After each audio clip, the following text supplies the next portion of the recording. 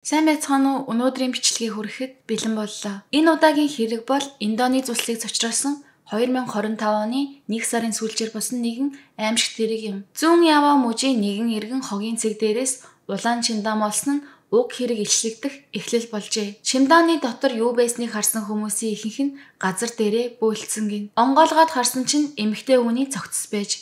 Гэхдээ толгой хоёр хөл нь байхгүй байсан. Энэ явдал маш олон хүнийг зочирдуулж айдас давтуулав. Хэрэг явдлыг цаас судлах тусам хохирогчийн гунигтай хувь тавилан гэмт хэрэг үйлдсэн этгээдийн хэрцгий авир илүү тодорхой болсон юм. Тэгэхээр ийм хэрцгий хэрэг үйлдсэн этгээд хэн байсан бол тэр охин нас барахаасаа өмнө ямар аимшигтай зүйлсийг туулсан бол ингээд өнөөдрийн хэрэгээ хамтдаа сонсцгоё.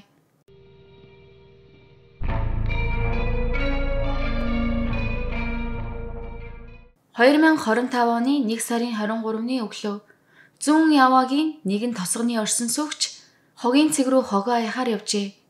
Гэвч тэр өдрийн харсан зүйл нь насан туршид нь мартагдашгүй хар дарсан зүуд болон үлдэх болно гэж тэр төсөөлөөгүй юм. Хогийн цэгэн доторх хогны дунд хар хөх хөнгийн том хогны уудны дотор маш хачин хэлбэртэй нэгэн зүйл байгааг анзаарчээ. Энэ ууд бусад хогны ууднаас нэлээд содон харагдаж байсан байна. Дөхөж очиод харсан чинь уудны дотор улаан чиндан байсан. Чиндааны цахилгааныг онгойлгож үзтэл өмхирсэн үнэр үнэрцэн. Чиндан доторх зүйл өөр нэг давхар зүйлд боогдсон байв. Энэ нь улаан өнгийн цэцгэн хээтэй орны давуу байлаа. Анх харахад энгийн л давуу мэт санагдсан ч улаан өнгө нь давууны өнгө биш харин цус болохыг ойлгож өгтлээ айсан байна. Тэгээд тэр дээрээ шууд цагдаад мэдэгджээ. Удалгүй цагдаа нар хэргийн газарт ирээд чимдааныг онгойлгож үзсэн. Тэгээд дотор нь байсан улаан давууг гаргахад өмхийн өндөр нь улам үнэртэж хүмүүс бүгд дотор нь муухараад байж ядаж байжээ. Харин чимдааны дотор толгой хоёр хөлн байхгүй шалдан эмэгтэй хүний цогцос байсан юм. Цагдаагийн газар хэргийг маш ноцтой гэж үзээд шууд шүүх хэмнэлгийн баг болон мөрдөн байцаагчдыг дуудсан байна. Цогц нь ямар ч хувцасгүй мөн бичиг баримтгүй байсан тул эхний ээлж нь хэн болохыг нь тогтоох боломж байгаагүй байжээ. Зүүн хөлийг нь бүр гуйнаас нь харин баруун хөлийг нь өвдөгнөөс нь тарьчихсан байсан. Тэгэхээр урдчлаад сайтар төлөвлөсөн санаатай аллах байсан нь илт байлаа. Чимдаан дотроос бас нэгэн зүйл олдсон цагаан өнгийн уяа байв. Магадгүй энэ нь хохирогчийг амьд байхад нь хүлхэд ашиглагдсан байх өндөр магадaltaй. Энэ нь хохирогчийг хулгайлж, хорж, тамлаж байсны нотлохой байсан. Цогцыг дүүргийн имлэг рүү хүргэж шүүх шинжилгээ хийсэн бөгөөд шинжээчдийн дүгнэлтээр нас барсан эмэгтэй 30 орчим настай арьсан цайвар биеийн өндөр нь ойролцоогоор метр 52 см гэж тогтоогдсон байна. Түүний биед олон удаа цохиулсан уулмөр байсан бөгөөд үүнээс харахад нас барахаасаа өмнө хүчирхийлэлд өртсөн тодорхой байв. Мөн шүүх шинжилгээний баг цагаан уяагаар хоолойг нь боосон байж болцсошгүй гэж үзсэн. Гэвч царайг нь таних боломжгүй байсан учраас цагдаагийнхан олон төрлийн биометрийн технологи ашиглаж хурууны ээгийг шалгаснаар хохирогчийн болохыг тогтоожээ. Ийхүү хохирогчийн нэр тодорхой болж тэр бол зүүн Явагийн Плита хотоос гаралтай 29 настай Усватун Хасана байв. Энэ мөчөөс эхлэн хүмүүс түүний талаар илүү ихийг мэдэх боломжтой болсон юм. Усватун Хасана нь 1995 оны 4 сарын 25-нд төрсөн. Тэр багасаа л хариуцлагатай дуулууртай охин байсан гэж ойр дотных нь ярьсан байдаг. Гэхдээ түүний хүүхэд нас тийм ч жаргалтай байгаагүй. Эцэг эх нь охиныг баг байхад нь салж тусдаа дахин гэр бүл зохиогоод түүнийг дүүгийнх нь хамт эмээ дээр нь үлдээгээд өвжээ. Хайр аламжаар дутсан охин хайр сэтгэлийн талаар буруу ойлголттой болж өссөн.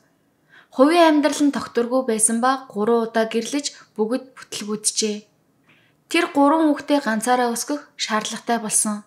Амьдралаа залгуулахын тулд Усватун зүүн Ява мужийн Тулунг Агун хотод гоо сайхны бүтээгдэхүүн зардаг ажил хийдэг байв.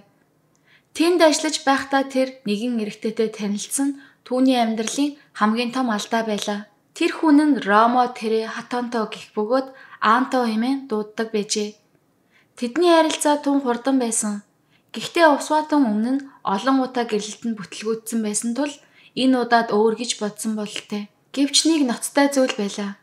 Анто эхнэр хүүхэдтэй байсан. Усватун энэ тухай мэддэг байсан ч Антогийн амлалтад хуурдагдаж түүнийг үнэхээр өөрт нь хайртай гэж итгэсээр байв. Тэр хүн эхнэрээ орхиод өөртөө амьдрах болно гэж найддаг байжээ. Сонирхолтой нь тэдний амьдардаг хорооллын хөршүүд Аанто болон Усва түүнийг эхнэр нөхөр гэж боддог байв. Учир нь Аанто байнга ирж шөнө тэндээ хонох нь хэвийн үзэгдэл болсон байсан. Гэвч цаг өнгөрөх тусам Усва тун нууц амраг хിവэр байсандаа залхаж эхэлсэн. Тэр хайртай хүнээсээ илүү хүсэж хамтдаа албан ёсны гэр бүл болж аз жаргалтай амьдрахыг мөрөөджээ. Тиймээс олон удаа Аантогоос бидний харилцаа юу юм бэ гэж асууж тодорхой болгохыг шаардсан. Харин Аанто зүгээр л их нэртэй хайргүй болсон зүрх сэтгэл минь чинийх гэх мэтээр хуурж байв. Хүмүүс ярьдаг шүү дээ, эмэгтэй хүн чихээрээ харилдаг гэж. Хэдий олон удаа зүрхэн шахалсан ч Усва тун Аантогийн үгэнд дахин итгэсээр байсан. Гэхдээ үнэндээ Аантогийн хувьд Усва тун хизээч ирээдүйн гэр бүлийнхэн нэг хэсэг байгаагүй юм. Нэг өдөр Аанто Усва тунд эхнэр нь жирэмсэн болсон тухай хэлжээ. Энэ мэдээ түүний зүрхийг яг л хэн нэгэн хутгаар сичиж байгаа мэт өвдгсөн. Учир нь тэр Аантог өөрийнх нь төлөө бүхнээ хаяна гэж итгэсээр ирсэн шүү дээ. Гэтэл бодит байдал эсэргээр байв. Аанто Усва түүнийг зүгээр л ашиглаж байсан бөгөөд хизээч хамт ирээдүгэ төсөөлж байгаагүй. Ингээд тэдний хооронд маргаан үл ойлголцол үүсэж байлаа. Гисэн ч хохирогч эмэгтэй дандаа л буулт хийж түүнийг уучлсаар энэ хорт харилцаанаасаа салахгүй байв. 2025 оны 1 сарын 19-ний орой тэд Семаранг Бомтын ойролцох нэгэн ресторанд оройн хоол идсэн. Усва тун тэр үед энэ шөнө өөрийнх нь амьдралын сүүлчийн шөнө болно гэж огт мэдээгүй. Хосууд хамтдаа хооллож, инээлж, аз жаргалтай ос шиг л харагдаж байсан ба хяналтын камерын бичлэг дээр ч энэ нь бичигдсэн байдаг. Оройн 10 цагийн үед хоол идэж дуусаад Кириотын нэгэн зочид буудлын 301-р өрөөнд байрлажээ. Эхэндээ зүгээр л хайртай хүмүүс хамт байгаа юм шиг санагдсан. Гэтэл удалгүй бүх зүйл огцом өөр болж аимшигт зүйл эхэлсэн. Тэр шөнө зочид буудалд очсныхаа дараа Усва тун Аантодоо дахин маргалдаж эхэлжээ. Тэр Аантогоос харилцаандаа тодорхой хариулт хүсэж эхнэр нь жирэмсэн болсонтой холбоотойгоор дахин хариуцлага нэгсэн байна. Энэ удаагийн маргаан урдынхаас ч хурцтаж тайвшрах боломжгүй болсон юм. Уурлаж сэтгэл нь хөөрсөн Усва тун Аантогийн гэр бүлд муу үг хэлж бүр эхнэрийнх нь хөвлөд байгаа хүүхдийг том болоод биеэ үнэлэгч болно гэж хараад зүгчээ. Яг тэр мөчид Аанто дэсгэл алдан уурлаж Усва тунд гар үрсэн. Яг юу болсон тодорхойгүйч хоорондоо ширүү маргалдаж хэсэг хугацааны дараа Усва тун газар хэвтэж амьсгалахгүй болсон байна. Аанто тэр үед гэнэт ухаан орж орчноо ажиглан хийсэн хэрэгээ ойлгожээ. Усва түүнийг шалгаж үзэхэд охин аль хэдийн нас барсан байв. Гэхдээ тэр цагдаа дуудаж тусламж хайхын оронд өөрийн жирэмсэн эхнэрээ бодож хэрэгээ нуун дарагдуулах арга зам хайж хэлсэн юм. Тэгээд тэр маш хүйтэн харгас шийдвэр гаргажээ. Аанто шууд уцаа шүрж аваад ах болох Мухаммед Мауланаг дуудсан байна. Ахтай намайг зочид буудлаас ирээд ав гэж хэлжээ. Маулана юу ч сэжиглээгүй учраас зөвшөөрсөн байна. Тэгээд ах トゥ хоёр хамтдаа Аантогийн гэрт очиж том хэмжээтэй чимдам авч буудлал руу буцаж очижээ. Замдаа Аанто нэгэн дэлгүүр орж жимс ногоо хэрчих жижиг утга худалдан авчээ. Аанто ахтай маргааш өглөө намайг буудлаас аваарай гэж хэлээд 301-р өрөөлөө буцаж орсон. Тэгээд хаалгаа түгжээд аимшигт зүйлээ эхлүүлсэн байна. Аанто тэр шөнө хэдэн цагийн турш Усва тууны биеийг хэсэг хэсгээр нь салгаж их биеийг нь чимдаанд хийсэн. Харин толгой хоёр хөлийг нь тусдаа хогны утанд хийж салгасан байгаа юм. Бүхнийг дуусгаад тэр өрөөвөө маш нимба цэвэрлсэн. Юу ч болоогүй юм шиг бүх уул мөрөө арилгах гэж хичээсэн. Гэхдээ хамгийн аимшигтай нь юу гэж тэр цогцсны хажууд унтжээ.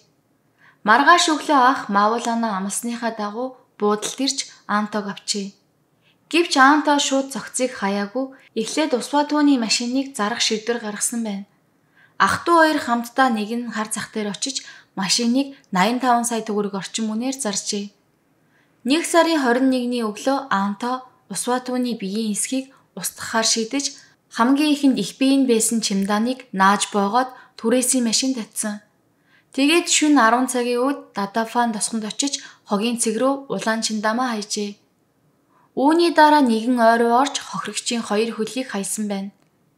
Эцэст нь тэр Пачита ношууны Гэмэхажа тосгоны нэг зам дагуу явж шүн дүнд хохирогчийн толгойг шууд замын хажуу руу шидэжээ.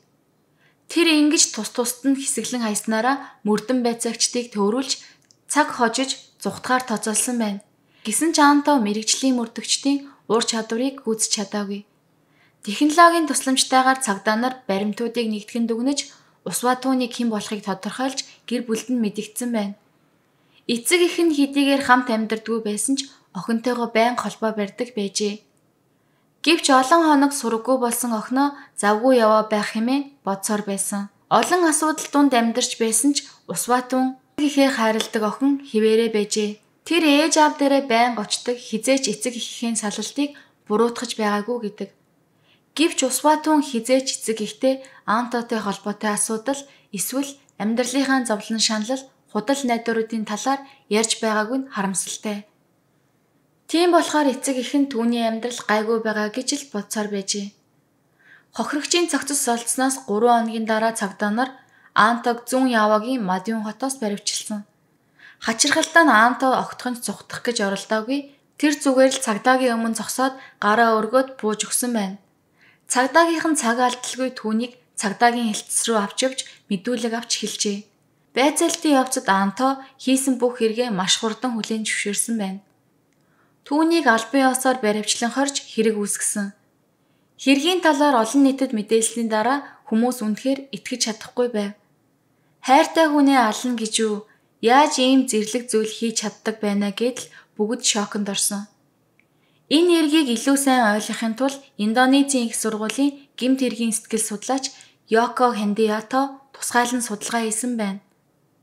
Тэрээр хэлэхдээ ийм төрлийн гэмт хэрэг ихэвчлэн ижил шалтгаантай байдаг гэд гол нь гэмт хэрэгтэн дотроо хүнийг захирах, эзэмдэх, бүрэн хянах гэсэн зүүн биелэгтэй холбоотой байдаг гэжээ.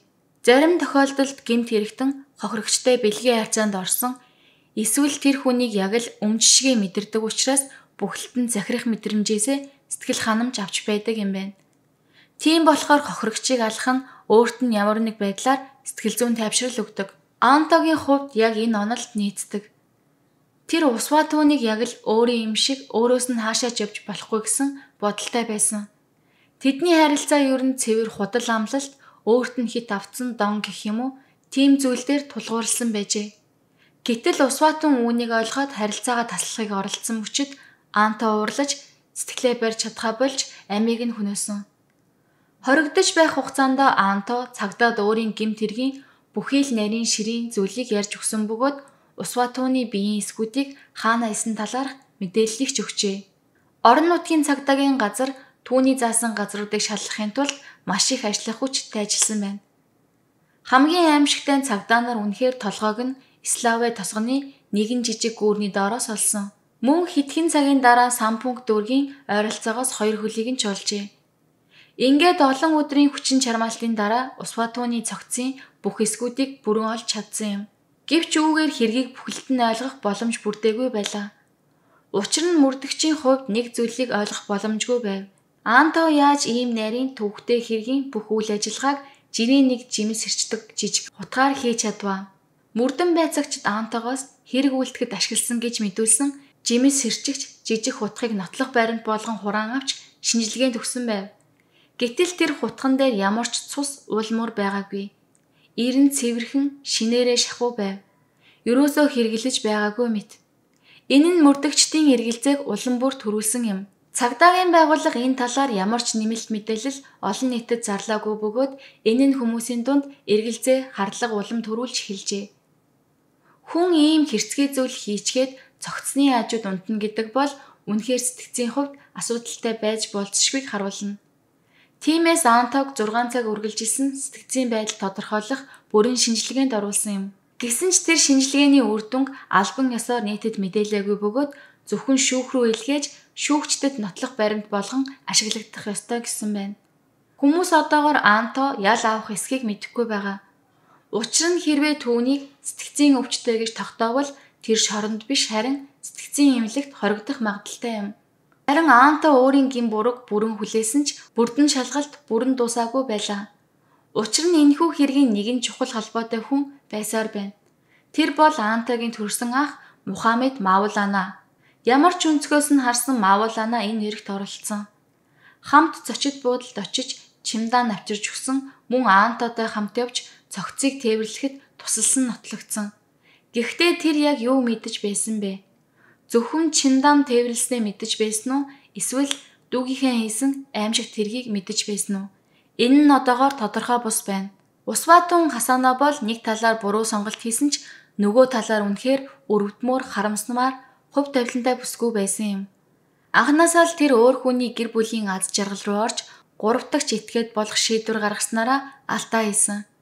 Гэвч түүнийг энэ буруу сонголт руу хөтлсөн шалтгаан нь түүний сэтгэлийн ганцаардал, хайр халамжийн дутагдал, тогтворгүй амьдрал байсан юм.